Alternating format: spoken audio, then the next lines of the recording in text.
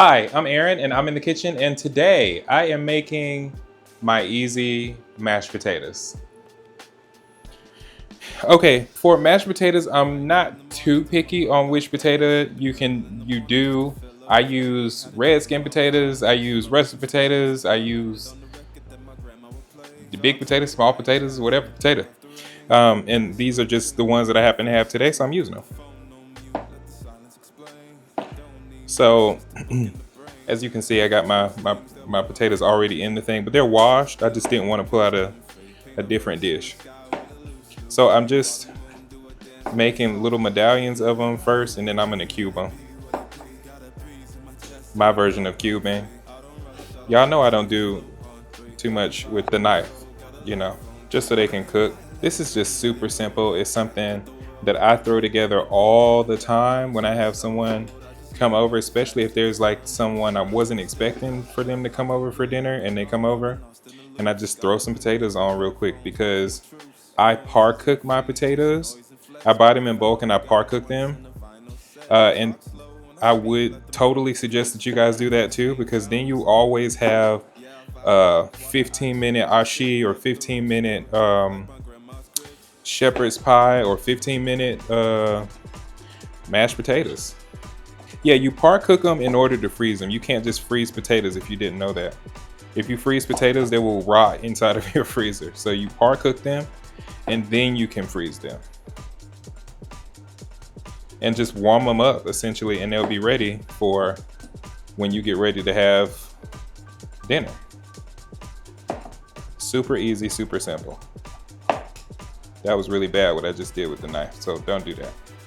I'm not too concerned. I'm just trying to get them small enough that they cook relatively fast. It is mashed potatoes, so I will be mashing them. Oh, also feel free to peel the skin off yours if you don't want the skin on yours. But I don't mind having the skin on for these mashed potatoes. Actually, this is probably the fastest way to cube a potato if I wanted to cube it. This right here.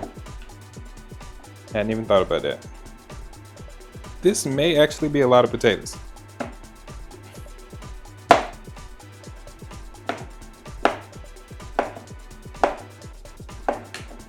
I think there's enough potatoes. I'm not gonna cut these two because it's getting to be a lot. So, or am I gonna cut these two? Yeah, I'm gonna cut them. So I'm gonna cook my potatoes today, even though I have this pot out. Because I made so many, I'm gonna cook my potatoes in the Instant Pot. But if you're cooking your potatoes on the stove top, it's just 15 minutes on the stove top, especially when you have them cubed. Or I'm gonna cook them on the stove top just for y'all. Why not? But I'm gonna change my pot because my pot's too small. And I use my pot from my Instant Pot. Did you know you could take out your pot from your Instant Pot and use that?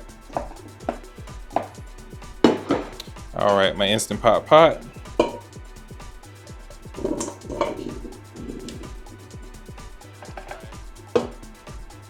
Now, there is one thing that I'm going to show you guys that I always do to my potatoes.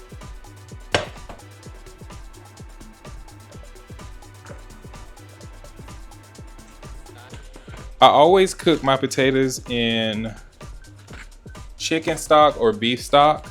And if I don't have either or, I usually have some kind of cube. So today I'm gonna cook these with the beef bouillon cube. You may not think anything of it, but it adds a whole lot of flavor inside your potatoes. All right, I'm gonna cover these with water, cook them for 15 minutes, and then I'll be back to show you the rest of what I do to the potatoes. So our potatoes are cooked. And I'm just going to stick them into this potato ricer, which is one of the best things that I have purchased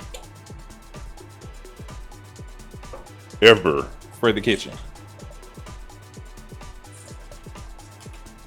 And I would say I'm a pretty gadgety cook, but I love this potato ricer. This right here. Yeah, I might live and die by this one a little bit. And a stainless steel one, y'all. If you get a potato ricer, get a stainless steel one. I think mine might even be linked down below in the description.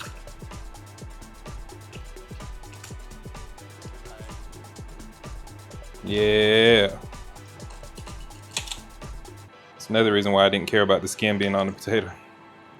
After this one, I had to remove the skin from the bottom, I think. Okay. Now we got our potatoes riced. Gonna move this to the side. Okay, so we're going in with into the potatoes with a couple of more things.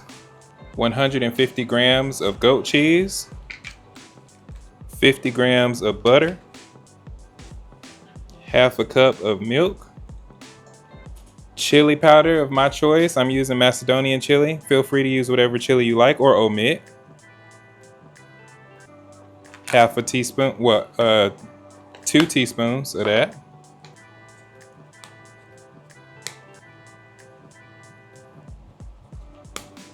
One tablespoon of garlic powder.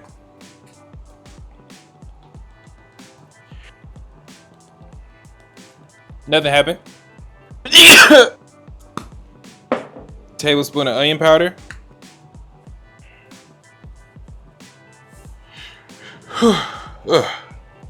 And 2 teaspoons of salt. And we're just going to use the residual heat from the potatoes to get the butter and the cheese mixed in together. And that's why I'm using a metal bowl, because it holds the heat.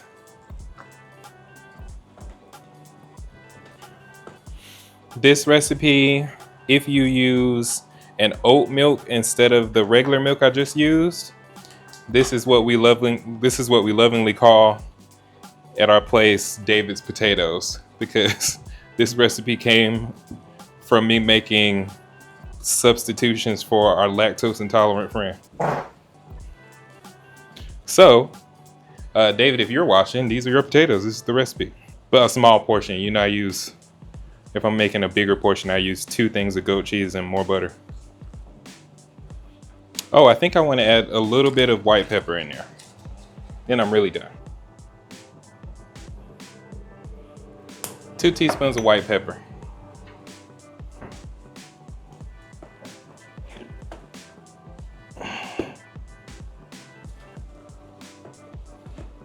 Now, we're gonna plate this up and have this with our dinner because we made salmon croquet.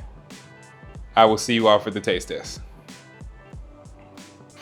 Okay, it is time for the taste test, and since I made both of these dishes together, we're tasting them together.